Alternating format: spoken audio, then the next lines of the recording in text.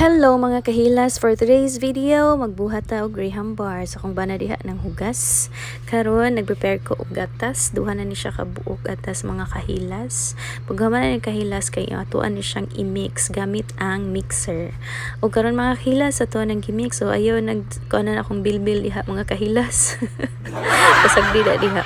Paghuman ni mag-mix mga kahilas, kailangan jud nimo siya og paabuton nga mag-volume ang gatas mga kahilas nga ni siya mga kahilas, o mga 5 to 10 minutes nimo siyang pabuton nga mag-volume siya.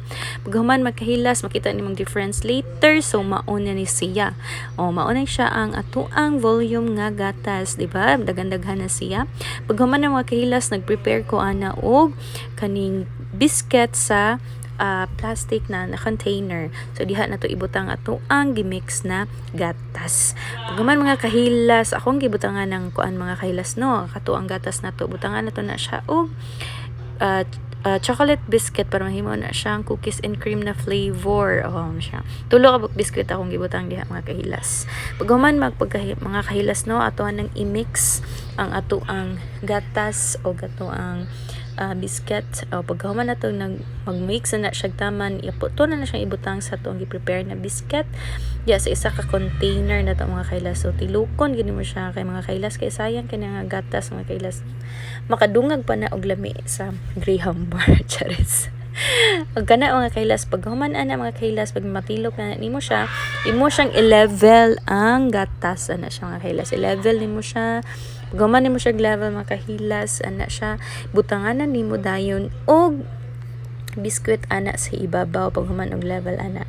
So mao na siya mga kahilas ang ato ang finished product. Man na siya. So pag human na ni mga kahilas, di ba lami kita na no. Ato pa ning ibutang sa refrigerator, ato sa ning i-ref.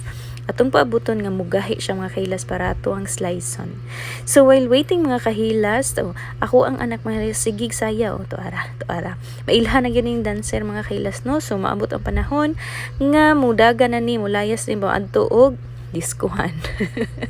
So panatulog na akong anak mga kahilas sa this time kay nag-check na ko sa akong papel while waiting nga mugahi ang graham bar. Diba? Uliran na teacher. Pero nga nag-check dira madam mga kahilas no. So mautang mga kahilas, after ako nakog-check ana mga kahilas, kay gi-check pud nako ang graham bar kong nigahi na magid siya. So tama-tama mga kahilas nga nigahi na siya no, mao na tayo ato ang product. So pag human nag-andam na ko dayon og foil, nagunting na ko daan ana siya. So tan-awan yung mga kahilas, lami kay tan-awon, di ba? Order na mo. So this is our finished product. Tan-awan mga kahilas. Bye.